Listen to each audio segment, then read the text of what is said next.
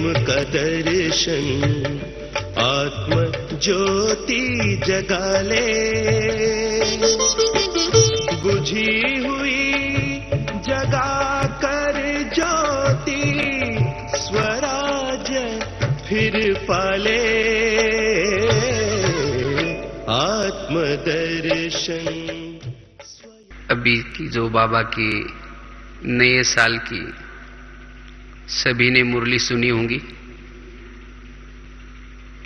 तो बाबा ने विशेष देही अभिमानी स्थिति को नेचुरल बनाओ, इसके तरफ सभी का अटेंशन खिंचवाया है। और इसके लिए बाबा ने इससे पहले भी निराकारी स्थिति का, फरिश्ता स्थिति का अभ्यास करने के लिए ड्रिल भी बताया था। तो कई भाई बहनों ने रूहान में शायद बाबा को कहा होगा, बाबा ये मुश्किल है, लेकिन इस मुरली में बाबा ने स्पष्ट किया, चलो मुश्किल है कोई बात नहीं, लेकिन 5 मिनट तो जरूर करना है। 5, 7, 8, 9 मिनट, इससे कम नहीं करना है। जैसे कोई माँ होती है, अगर बच्चा बीमार है, वो दवाई नहीं खाता, तो जबरदस्ती भी पिलाती है, उसको पता है इसमें बच्चे का कल्याण है। तो इसी तरह बाबा जानता है बच्चों को मुश्किल लग रहा है, अभी भली दवाई कड़वी है, लेकिन इसके बाद ये बच्चा सदा के लिए तंदुरुस्त हो जाएगा, अच्छा हो जाएगा। और इसीलिए वो मां क्या करते, जबरदस्ती वो दवाई पिलाती है। इसी तरह बाबा बड़े प्यार से, कभी वो माँ भी कहते हैं बेटा बस इतना ही, आधा चम्मच बस इतना ही ले लो, तो इसी तरह बाबा कितना प्यार से बोल रहे थे, बस 5 मिनट करो, 6 मिनट 7 मिनट करो, लेकिन करना ही है। क्योंकि इस निराकारी स्थिति में, देही अभिमानी स्थिति में हमारी सारी तंदुरुस्ती समाई हुई है, जो हम अनेक जन्मों के विकारों के वश हुए हैं। जब तक हम देही अभिमानी स्थिति नहीं बनाएंगे, तब तक अनेक जन्मों की बीमारी को नहीं निकाल पाएंगे। बस उसकी एक यही दवाई है। इसीलिए भले मेहनत लगे, अगर ये मेहनत करेंगे तो बाकी सभी मेहनतों से छूट जाएंगे। जो देहियाभिमानी स्थिति की मेहनत करते हैं, बाकी सभी मेहनतों से मुक्त होंगे। इसीलिए हमें इस अभ्यास के तरफ अटेंशन देना है।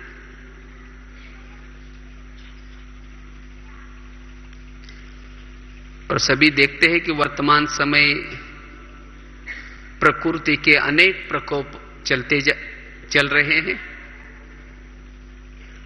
तो इस प्रकृति के भविष्य में आने वाले प्रकोप में उसका सामना कर सके, विनाश मतलब कोई साधारण चीज नहीं है, तो उस विनाश के प्रकोप का सामना करने के लिए स्थिति कौन सी चाहिए? देही अभिमानी स्थिति चाहिए। और अचानक के पेपर में पास होने के लिए यह देही अभिमानी स्थिति ही काम आएगी, क्योंकि जिसकी देही अभिमानी स्थिति होगी उसका ही बाबा से कनेक्शन रहेगा।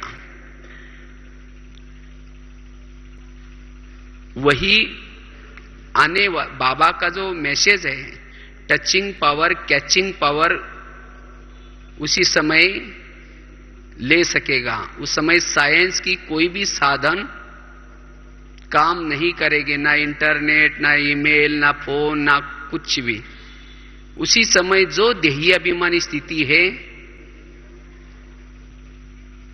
जो देही अभिमानी स्थिति में रहेंगे,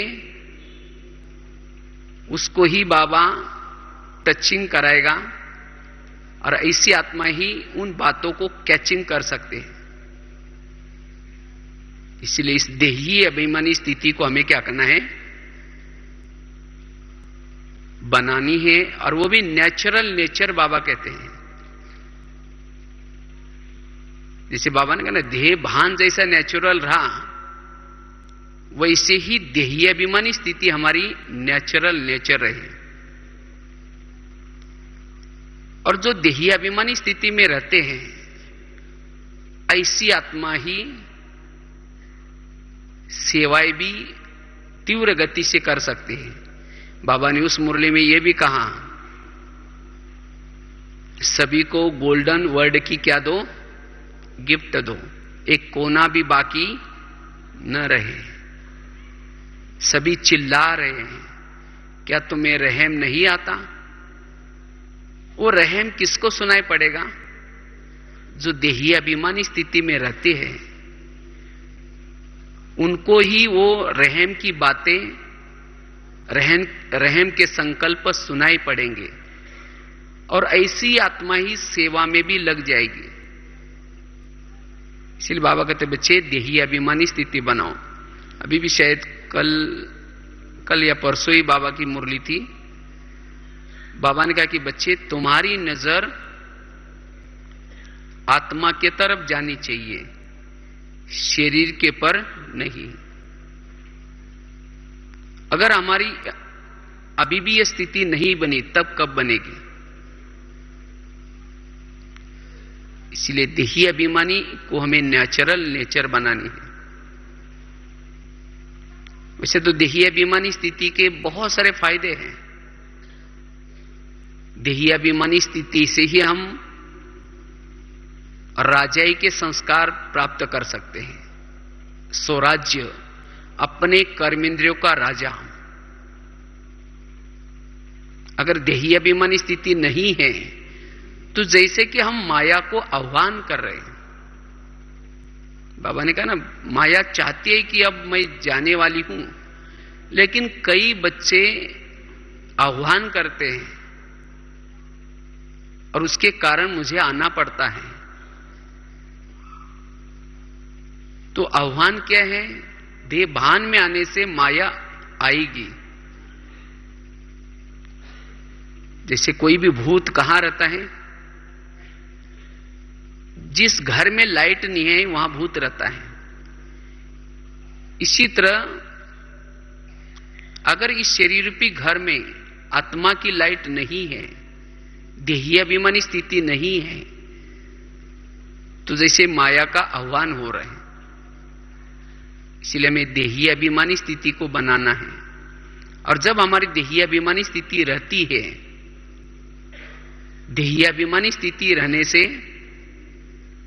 हर कर्मेंद्रिया वश में रहेगी, चाहे मन, चाहे बुद्धि, चाहे मुख, चाहे आंखें, हर कर्मेंद्रिय का हम राजा बन सकते हैं। और जो स्वराज्य अधिकारी स्थिति में रहता है, वही भविष्य का क्या बन सकता है? राजा बन सकता है। इसीलिए जैसे अभी 18 जनवरी आ रहे हैं, तो ब्रह्मा बाबा ने भी देखो यही अभ्यास किया कि देही अभिमानी स्थिति बनाने का, और उसके लिए बाबा ने कितनी मेहनत की। अनेक डायरियों पर लिखा कि मैं आत्मा हूं, ये आत्मा है, आत्मा आत्मा। बाबा ने इस पाठ के तरफ बहुत ध्यान खिंचवाया अपना, और इसी पाठ के आधार से बाबा कर्मातीत बने। तो आज हम अपने दिल पर हाथ रख करके पूछे, क्या इस लेसन के तरफ हम इतना अटेंशन देते हैं? तो इसलिए हमें इस लेसन के तरफ, क्योंकि यही हमारा पहला लेसन, और जो पहला लेसन वही अंत का लेसन है। इसीलिए इस लेसन की तरफ हमें क्या करना है, अटेंशन देना है। और जितनी हमारी देही अभिमानी स्थिति नेचुरल नेचर बनती है, और देही अभिमानी स्थिति रहने से हमें एक अति इंद्रिय सुख मिलता है, और जिसको ये अति इंद्रिय सुख मिलता है उसको इस संसार से वैराग आता है, संसार की साधनों से वैराग आता है, विकारों से वैराग आता है। देही अभिमानी स्थिति न होने से हम चाहते नहीं हैं उस संस्कार के वश हो जाए तो भी हो जाते हैं।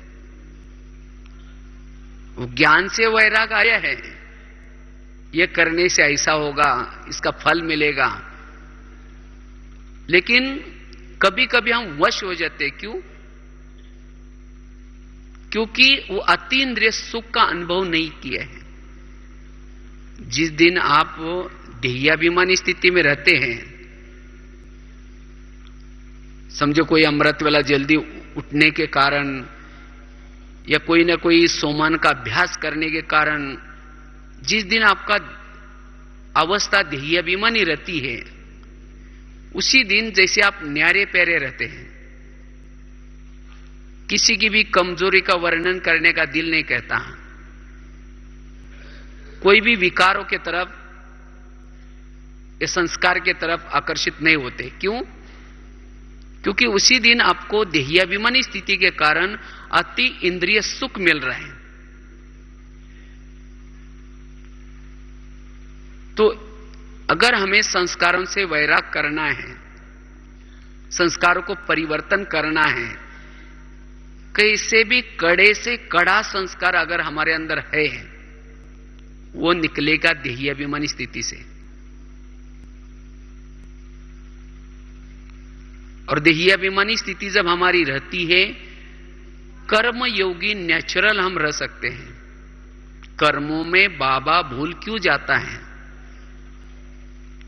क्योंकि कर्मों के समय हमारी वो देहाभिमानी स्थिति नहीं रहती है।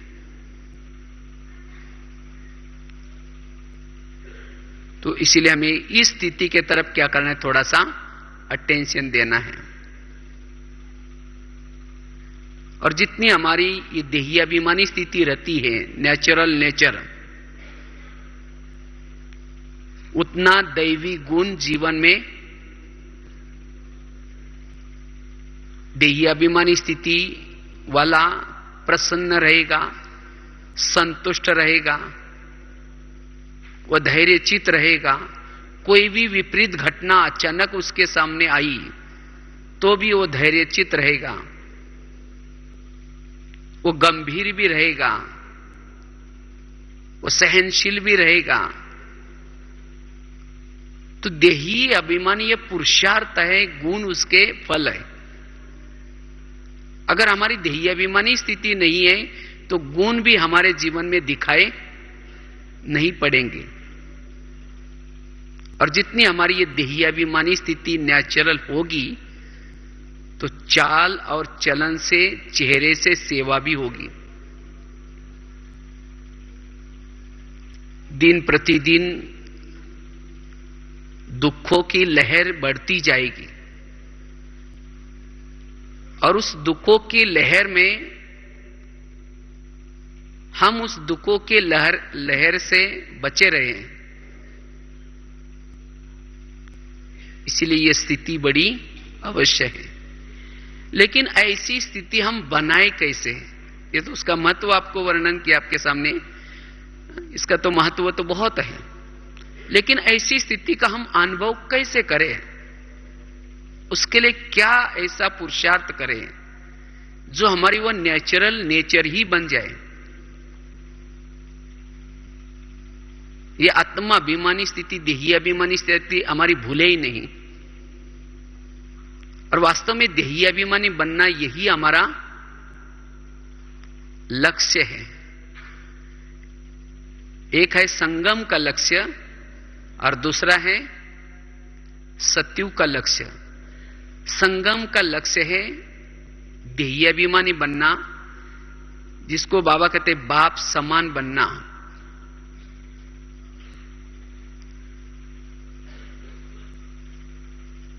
निराकारी बनना, कर्मातीत बनना, ये हमारा संगम का लक्ष्य है।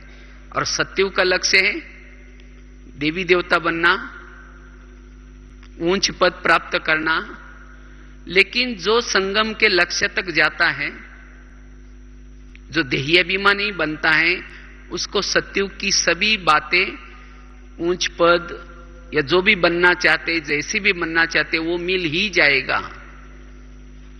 संगम के लक्ष्य की परछाई है भविष्य का लक्ष्य। अगर मैंने देहाभिमानी स्थिति को नेचुरल नेचर बना ही नहीं और सत्युग के बारे में सोच रहे कृष्ण कब आएगा, फिर सत्युग में मेरा पद क्या हो सकता है, फिर सत्युग में वो महल कैसे बना सकते हैं, कौन बनाएगा, वास्तव में देखा जाए तो ये हमारा सब्जेक्ट नहीं है। हमारा सब्जेक्ट है अशरीरी बनना, बिंदुर बनना, बाप समान बनना। जैसे कोई कॉलेज का इंजीनियरिंग का स्टूडेंट है और वो पढ़ाई करने के बजाय वो सोच रहे हैं मैं पढ़ाई पढ़ूंगा, फिर उसके बाद नौकरी करूंगा, फिर बिल्डिंग बनाऊंगा, फिर गाड़ी लूंगा, फिर उसके बाद ये करूंगा वो करूंगा, कई प्लान बनाता है।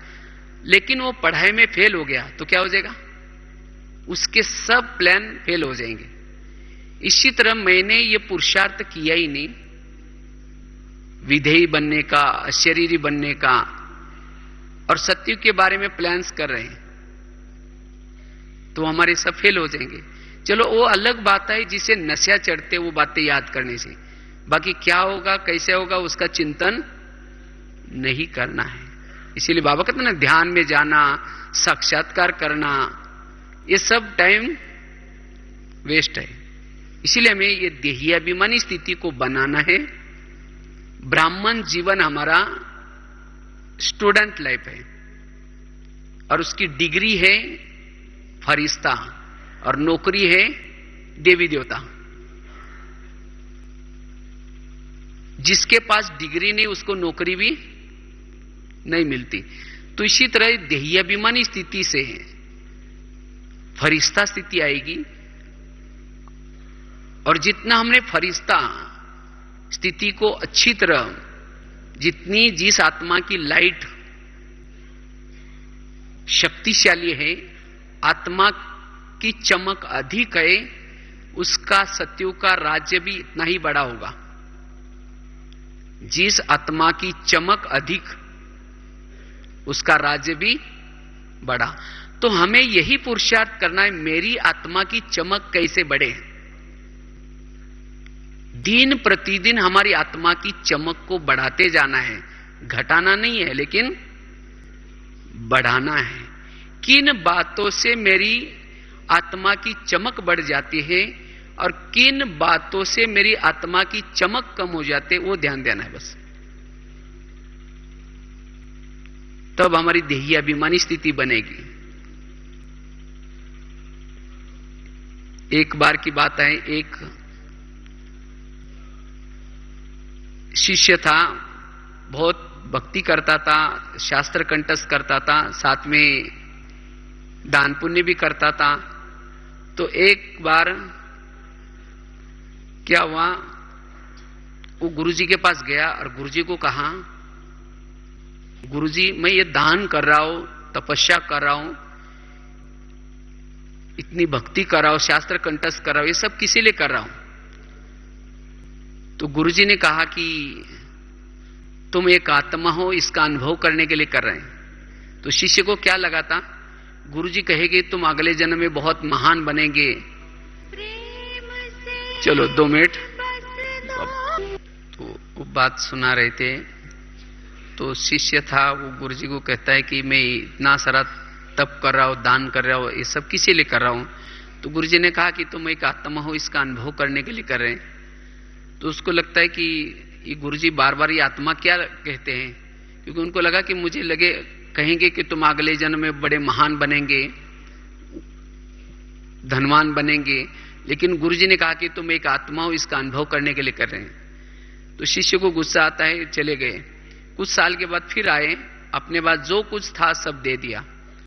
फिर गुरुजी को वही क्वेश्चन करते हैं। फिर गुरुजी ने कहा कि तुम एक आत्मा हो, इसका अनुभव करने के लिए कर रहे हैं।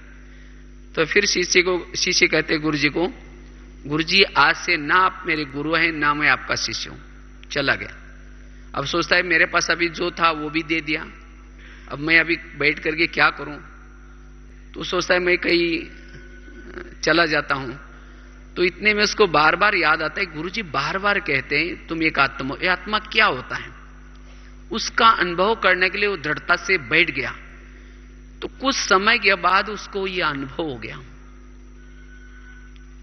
जब उसको यह अनुभव हो गया तो उसे बहुत सुख मिलने लगा, और तब लगा कि गुरुजी ने सही कहा था। और जा करके गुरुजी को कहा कि गुरुजी आपने जो बोला सही निकला। तो गुरुजी ने कहा पहले मैंने तुमको बोला था, तुमने माना नहीं, मैं क्या करूं। इसी तरह आज हम भी योग लगा रहे हैं। किसी लिए? हमारे योग का रिजल्ट क्या है? देही अभिमानी स्थिति।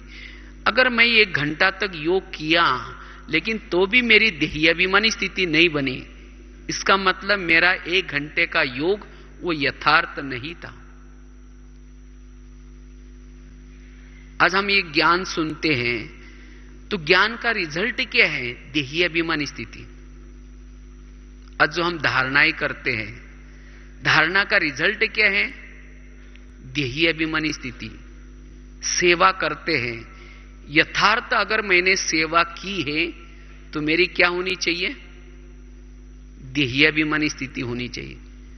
अगर सेवा करने के बावजूद मेरी अगर देही अभिमानी स्थिति नहीं बनी, इसका मतलब मैंने सेवा यथार्थ नहीं की। जरूर उसके अंदर मैंपन आया है, जरूर उसके अंदर कुछ गड़बड़ है। तो उस बात को हमें ठीक करना है, तब हमारी वो देही अभिमानी स्थिति रहेगी। चाहे ज्ञान सुनने के बाद देही अभिमानी स्थिति नहीं है, इसका मतलब यथार्थ ज्ञान, मैं नॉलेजफुल नहीं हूं। जितना आत्मा नॉलेजफुल है उतना वो देही अभिमानी है। जितना योग यथार्थ है उतना देही अभिमानी है। जितना धारणा यथार्थ उतना देही अभिमानी स्थिति। जितना सेवा यथार्थ देही अभिमानी स्थिति। तब हमारी वो नेचुरल नेचर बन सकती है। इसीलिए हमारा मूल लक्ष्य है देही अभिमानी बनना। तो एक तो हमें इन 4 सब्जेक्ट को अच्छा बनाने से, यथार्थ बनाने से हमारी देही अभिमानी स्थिति बन सकती है। दूसरी बात है, अगर मुझे देही अभिमानी बनना है, उसके लिए परमात्म प्यार में, स्नेह में लवलीन रहना जरूरी है। जितना हम परमात्म स्नेह में, प्यार में लवलीन रहते हैं, उतनी हमारी देही अभिमानी स्थिति बनती। तो बाबा के साथ हमारा प्यार उत्पन्न हो, इसके लिए क्या करें? उसके लिए बाबा की पालना को याद करो। जैसे मां और बच्चे का प्यार उत्पन्न होता है, बच्चे का मां के प्रति प्यार होता है। क्यों? वो मां की पालना को याद करता है। मैं कितना गंदगी करता था तो भी मां ने क्या क्या मुझे स्वच्छ किया, मुझे जन्म दिया, मुझे ये दुनिया दिखाई, मुझे इतना बड़ा किया। उस पालना को जितना वो बच्चा याद करता है, उतना ही उसके प्रति प्यार उत्पन्न होता है। तो बाबा के प्रति प्यार उत्पन्न होने के लिए, लव में लीन होने के लिए बाबा की पालना को याद करो। जो बाबा ने उपकार किए उस उपकारों को याद करो। जो हमें ज्ञान दिया उस ज्ञान को याद करें।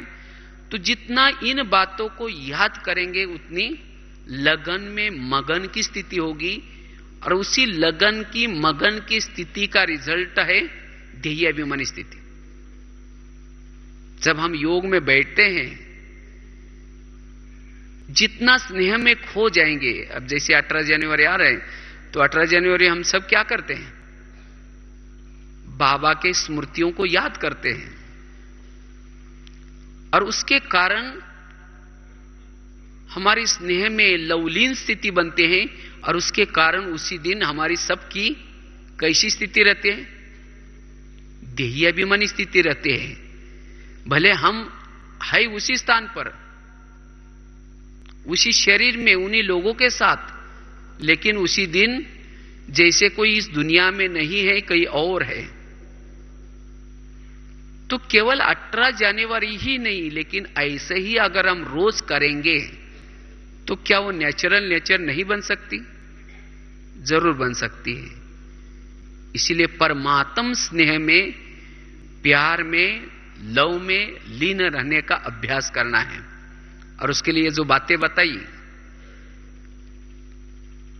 बाबा के साथ बातें करो। बाबा, आपने मुझे मां बनकर के जन्म दिया और मुझे ये ब्राह्मण दुनिया दिखाई और कितना सारा प्राप्तियां करा रहे हैं। रोज मीठे बच्चे करके मुझे गोद में बिठाते हो, मेरे दुखों के आंसू पोछे, मेरी जन्म जन्मांतर के आपने थकान मिटाई। बाबा, हम आपको कैसे भूल सकते हैं? तो इन बातों को जब याद करेंगे तब जाकर के बाबा के प्रति प्यार उत्पन्न होगा, और उसी प्यार में लवलीन स्थिति रहने से हमारी आंतरिक शक्तियां जागृत होगी, और जिससे हमारी देही अभिमानी स्थिति रहेगी। तो यह है पहली। दूसरी बात। तीसरी बात है, अगर मुझे देही अभिमानी बनना है तो आज तक बाबा ने हमें जो स्मृतियां दी है, क्या क्या स्मृति दी है? बच्चे, अब घर चलना है, तो सारा दिन ये धुन लगी रहे, मुझे घर जाना है। बच्चे, तुम मास्टर सर्वशक्तिमान हो, धुन लगी रहे कि मैं मास्टर सर्वशक्तिमान हूं।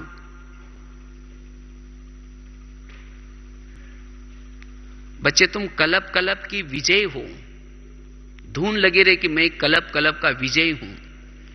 तो इस तरह की स्मृतियों को याद करने से भी समर्ति आएगी, और उसी समर्ति से देही अभिमानी स्थिति बनेगी। तो इसलिए बहुत सारी बाबा ने स्मृतियां दी है। बच्चे, तुम कौन हो, तुम ओरिजिनल कहां के हो, अगर अपने देश को याद रखेंगे तो भी वो स्मृति रहेगी। तो स्मृतियों को याद करने से भी हमारी वो देही अभिमानी स्थिति रहती है। तो यह है तीसरी बात। चौथी बात है, अगर मुझे देही अभिमानी स्थिति को नेचुरल नेचर बनानी है, उसके लिए साइलेंस की शक्ति को बढ़ाना है। वास्तव में देही अभिमानी स्थिति क्या है? जिसके पास शांति की शक्ति भरपूर है, उतना देही अभिमानी स्थिति नेचुरल रहती है। साइलेंस मतलब केवल मुख का मौन की बात नहीं है, हर कर्मेंद्रिय हमारी साइलेंस हो जाए।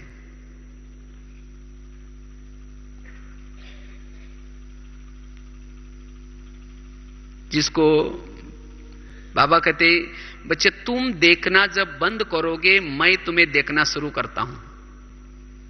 हम योग में बैठे तो भी देख रहे हैं। क्या देख रहे हैं? किसी व्यक्ति को देख रहे हैं,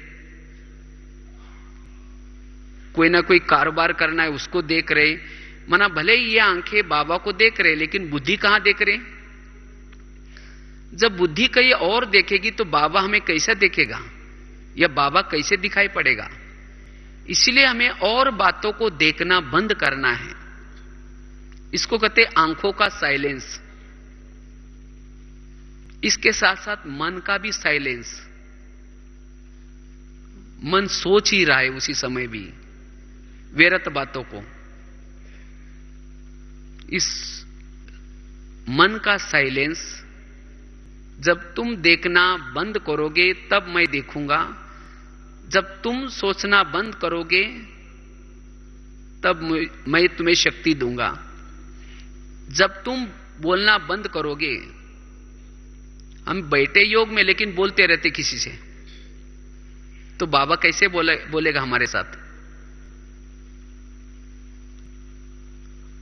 हमें सुनना भी बंद करना है। सुनना मतलब योग में बैठे लेकिन कुछ बातें सुनाई पड़ रही। तो जितना हमारी हर कर्मेंद्रिया साइलेंस हो जाए, उतना हमारी वो शांति की शक्ति बढ़ेगी, और उस शांति के शक्ति के आधार से हमारी वो देही अभिमानी स्थिति नेचुरल नेचर बन सकती है। इसलिए शांति की शक्ति को बढ़ाना है। जिस बातों से मेरी शांति की शक्ति भंग हो जाते हैं, उन बातों से मुझे दूर रहना है। उसके साथ साथ आगे की बात है, पांचवी बात, अगर देही अभिमानी स्थिति बनानी है तो हमारे पास संपूर्ण पवित्रता का बल हो। संपूर्ण पवित्रता जितनी हमारे पास है, उतनी हम देही अभिमानी स्थिति को नेचुरल नेचर बना सकते हैं। जैसे कई बार हम एक एग्जाम्पल देते रहते हैं, जैसे पहले जमाने में चिमनी, जिसको लैंप कहते हैं, वो लैंप रहता था, तो उस लैंप के अंदर केरोसिन डालते हैं, और जब केरोसिन डालते हैं फिर माचिस लगा वो जलता रहता है, उसकी फ्लेम आती है। इसी तरह शरीर भी हमारी एक चिमनी है, लैंप है, और इस लैंप की फ्लेम है आत्मा। और इस शरीर के अंदर केरोसिन क्या है? पवित्रता। तो जिस लैंप में जितनी पवित्रता अधिक है, उसकी ज्योति सदा देही अभिमानी स्थिति रहेगा, उसकी नेचुरल वो नेचर बनेगी। इसीलिए बाबा ने यहां आने वालों को, जो ज्ञान में आता है, उसके लिए पवित्रता की धारणा कंपल्सरी की है। जितना हमारे पास पवित्रता की क्वालिटी अच्छी है, मनसा वाचा कर्मना, उतना आत्मा की नेचुरल नेचर बन सकती है। बार बार कहने की जरूरत नहीं, भूलेंगे नहीं वो आत्मा हूं। इसलिए हमें पवित्रता को बढ़ाना है। अगर पवित्रता की ऊर्जा वेस्ट हो जाते हैं तो नेचुरल नेचर नहीं बनेगी। अब समझो उस चिमनी के अंदर तेल है लेकिन बीच में बाती नहीं है, तो भी वो फ्लेम जलेगी नहीं। क्यों? तेल उसके बाती के थ्रू ऊपर जाता है। इसी तरह शरीर में पवित्रता है लेकिन हम स्मृति में नहीं रहते हैं। स्मृति है बाती। जितना स्मृति में रहेंगे, बाबा क्यों कहते बच्चे मुझे याद करो, याद करने से हमारी पवित्रता की ऊर्जा ऊपर चलती है और उससे आत्मा की ज्योति जलती रहती है। इसीलिए हमें स्मृति में रहना जरूरी है। तो पवित्रता की धारणा के ऊपर अटेंशन देने से देही अभिमानी स्थिति में हम नेचुरल रह सकते हैं। ये पांचवी बात है। छठी बात है, अगर देही अभिमानी स्थिति की नेचुरल नेचर का अनुभव करना है, उसके लिए करण करावनहार की स्मृति। बाबा ने 31 के वाणी में भी खास अंडरलाइन करा इस बात को। जितना हम करण करावनहार की स्मृति में रहते हैं, कराने वाला कौन है? बाबा है। बाबा कराता है। अगर मैंपन होगा, जिसको मैंपन होगा, उस मैं आत्मा के स्थिति का अनुभव नहीं होगा। तो इसीलिए मैं आत्मा हूं, यह देही अभिमानी स्थिति हमारी बनी रहे, उसके लिए सदा याद रहे करण करावनहार कौन है? बाबा है। बाबा कराता है। जिसको बाबा ने अंतिम समय 3 वाक्य कहे थे, बच्चे निराकारी बनो, निर्विकारी बनो और निरहंकारी बनो। जितना निरहंकारी उतना ही निराकारी, उतना ही देही अभिमानी स्थिति रहेगी। इसलिए कोई भी कार्य करने के बाद बाबा ने कराया, बाबा कराता है। और यह स्मृति रहने से हम हल्के रहेंगे। और मैंपन जिसके अंदर है उसको संकल्प चलेंगे, मैंने बहुत अच्छा किया, मैंने किया। जब मैं करेंगे तो बाबा क्या हो जाएगा, साइड पर हो जाएगा। इसलिए कोई भी कार्य करने के बाद बाबा ने कराया।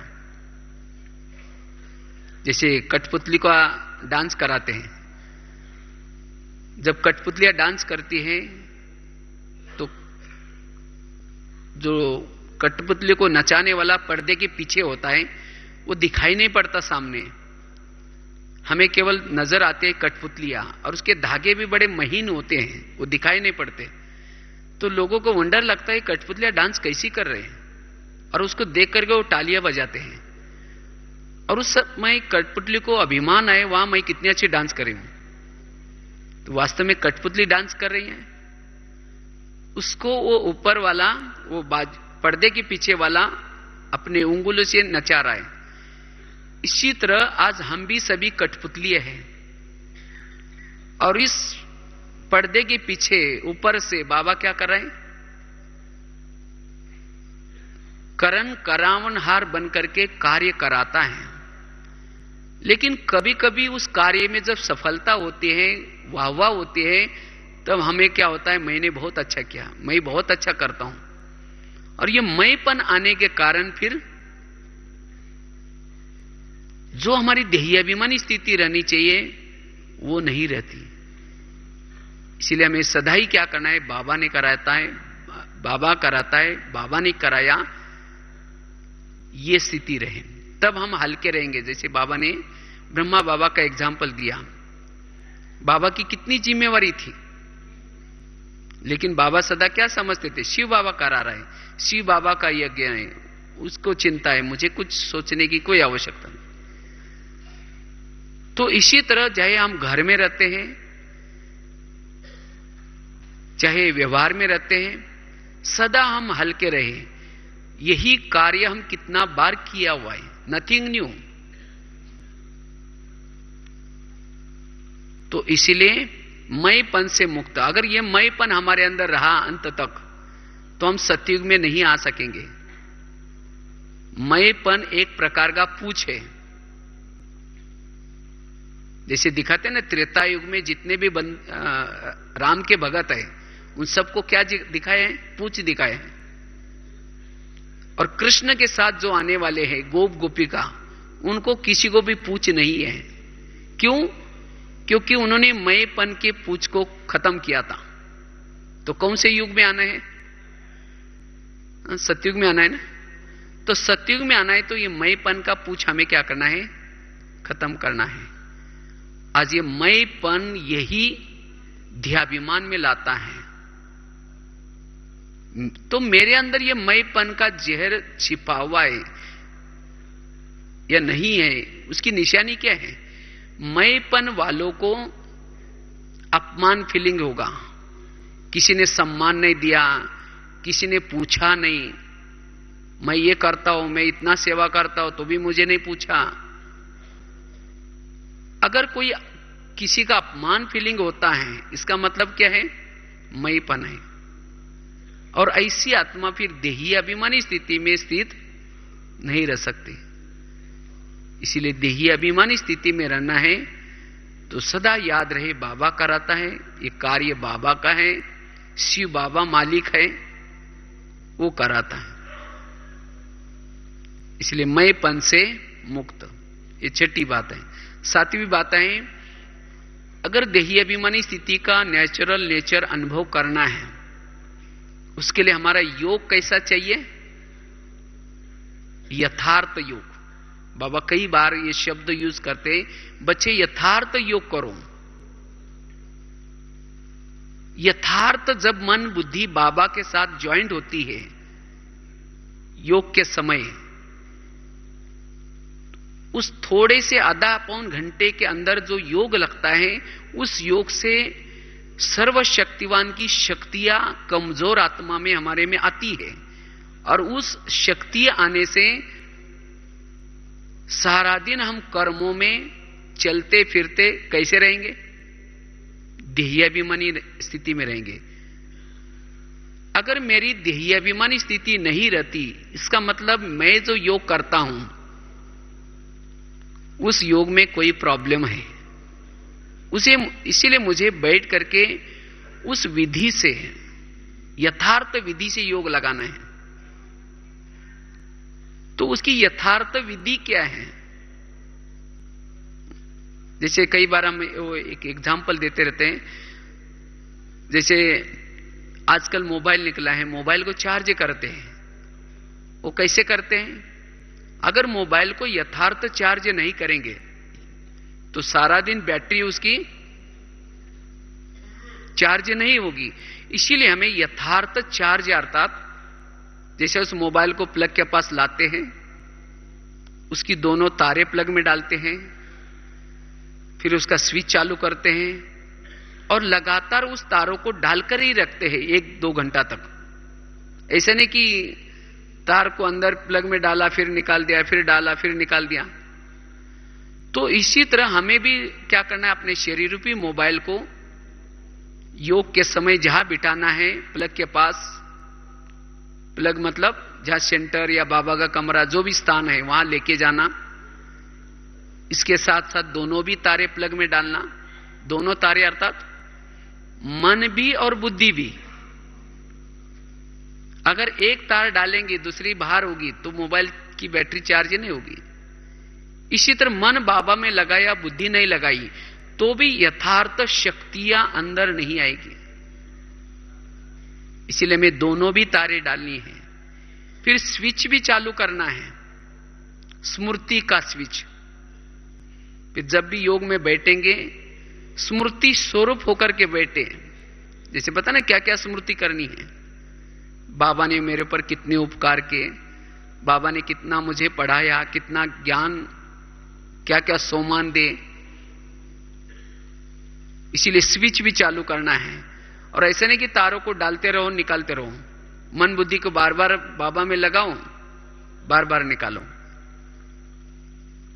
अगर यही करेंगे तो फिर यथार्थ योग नहीं होगा। और जिसका यथार्थ योग नहीं है वो सारा दिन नेचुरल देहाभिमानी स्थिति में नहीं रह सकता। इसलिए हमें यथार्थ योग उस समय अटेंशन देना है कि कहां मेरी बुद्धि है, कहां मेरा मन है। नहीं तो हम ऐसे ही टाइम पास वाला बस आधा घंटा करना है, बैठ गए, लेकिन विचार मन कहां है, बुद्धि कहां है, स्मृति कौन सी है, इसके तरफ अगर हमारा ध्यान नहीं है तो हमारी वो देही अभिमानी स्थिति नहीं होगी। इसलिए यथार्थ योग, ये 7वीं बात। और 8वीं बात, सोमानों के अभ्यास। बाबा ने कहा ना, सोमानों की माला फेरते रहो। जितना सोमानों की माला फेरते रहेंगे उतना अंतरिक्ष शक्तियां जागृत रहेगी। कितने सारे सोमान है, बहुत सारे सोमान है। अभी मुझे किसी ने ईमेल में सोमान भेजे, करीबन 15 पेज। वो भी डबल अगर करेंगे तो उसको 15 पेज में 30 जितना पेज सोमानों की लिस्ट बना करके भेजे। तो कितने सारे हमारे पास सोमान है। अगर आप भी जो अच्छे अच्छे सोमान है, ये सोमानों की लिस्ट बुद्धि में रख करके जब योग में बैठेंगे उस सोमानों को याद करेंगे तो सचमुच हमारी आंतरिक शक्तियां जागृत रहेगी। और आंतरिक शक्तियां जागृत होना अर्थात आत्मबल बढ़ना, मनोबल बढ़ना। और इस सोमान से ही हमारी फिर वो नेचुरल देही अभिमानी स्थिति रहेगी। इसीलिए सोमानों के अभ्यास हमें करना है। और लास्ट की बात है, 10वीं बात, विभिन्न प्रकार के हम अभ्यास के द्वारा,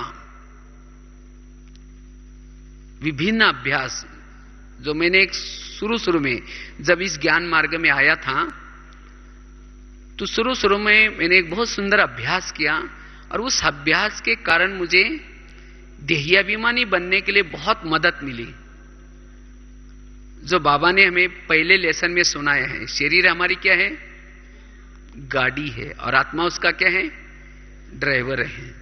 जैसे लौकिक में गाड़ी का ड्राइवर सारा दिन गाड़ी को घुमा फिरा करके उसे कार्य करते कहां रखता है? गैरेज में रखता है, और गाड़ी को गैरेज में रख करके उस गाड़ी के अंदर नहीं सोता, उसको कवर ढकेगा, लॉक कर देगा, और उसके बाद फिर अपने घर में जाएगा। तो इसी तरह हमें भी यही करना है। बाबा ने भी कहा है कि शरीर तुम्हारी गाड़ी है और तुम उसका कौन हो? ड्राइवर हो। तो हमें भी शरीर रूपी गाड़ी को सारा दिन कार्य करा करके, सेवा करा के रात को उसको गैरेज में रखना है। गैरेज क्या है? जो बेड है, बेड रूपी गैरेज में रखा, उसके ऊपर रजाई कंबल जो भी है डाल दिया, कवर, और उसके बाद गाड़ी को थोड़ा नमस्ते भी करो, क्योंकि बड़ी वैल्यूबल गाड़ी है। 84 जन्म में 84 गाड़ियां मिली होंगी, लेकिन ये जो गाड़ी बड़ी महत्व की है, क्योंकि इससे आप 84 जन्म के लिए कमाई कर रहे हैं, तो इसीलिए उसको नमस्ते करना है। और उसके बाद फिर अपना घर कहां है? परम धाम। यह अव्यक्त वतन ब्रह्मा मां रहती है। जैसे वो ड्राइवर क्या करता है? लॉक करके फिर अगर घर ऊपर के मंजिल पर है तो सीढ़ी से जाएगा या लिफ्ट से जाएगा, और जा करके अपने फ्लैट की बेल बजाता है, मम्मी दरवाजा खोलती है, समाचार सुनाता है, खाना खा के सो जाता है। तो हमें भी ऐसा ही करना है। मन बुद्धि से ऊपर जा करके अव्यक्त वतन का ब्रह्मा मां ने दरवाजा खोला, फिर बाबा को अच्छी तरह समाचार सुना करके, बाबा से दृष्टि लेकर के, फिर जब तकिया पर सिर रखते तो क्या करो? ब्रह्मा मां के गोदी में सिर रखा है। और फिर जब सवेरे उठेंगे कौन याद आएगा? बाबा याद आएगा। और बहुत अच्छा योग भी आपका अमृत वेला अच्छा होगा। फिर मैं आत्मा रूपी ड्राइवर अपने गाड़ी में प्रवेश कर रहा हूं, तो सारा दिन आपकी क्या रहेगी? देही अभिमानी स्थिति रहेगी। हमने शुरू में काफी इस अभ्यास को किया, और इसीलिए बहुत मदद मिली इस अभ्यास से। मैं एक अलग हूं और मेरी गाड़ी अलग है। तो इसीलिए हमें ये ऐसे बहुत सारे विजन्स है अलग अलग। अगर इस विजनों के अभ्यास करेंगे तब भी हमारी वो देहाभिमानी स्थिति बन सकती है। तो हमें ऐसी मेहनत करनी है। बीच बीच में अगर ड्रिल का अभ्यास, बाबा ने जो ड्रिल बताई, बीच बीच में क्या करो? निराकारी बनो, और निराकारी बनकर के अपने घर में जाओ, और घर में जाकर के उस घर को बुद्धि से देखो, कैसे इस धरती पर आने से पूर्व कैसे आप थे, किस स्थान पर बैठे थे, उसका अनुभव करो।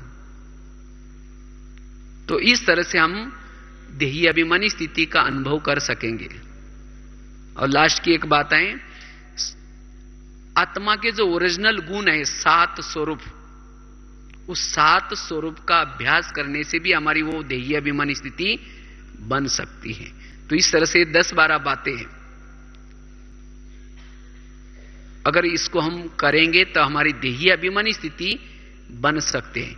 केवल ऐसा नहीं कि आत्मा हो आत्मा हो आत्मा हो कहते रहे, लेकिन अगर शांत नहीं रहेंगे, वैरस संकल्प से मुक्त नहीं रहेंगे, सोमानों का अभ्यास नहीं करेंगे, तो हमारी देही अभिमानी स्थिति नहीं बनेगी।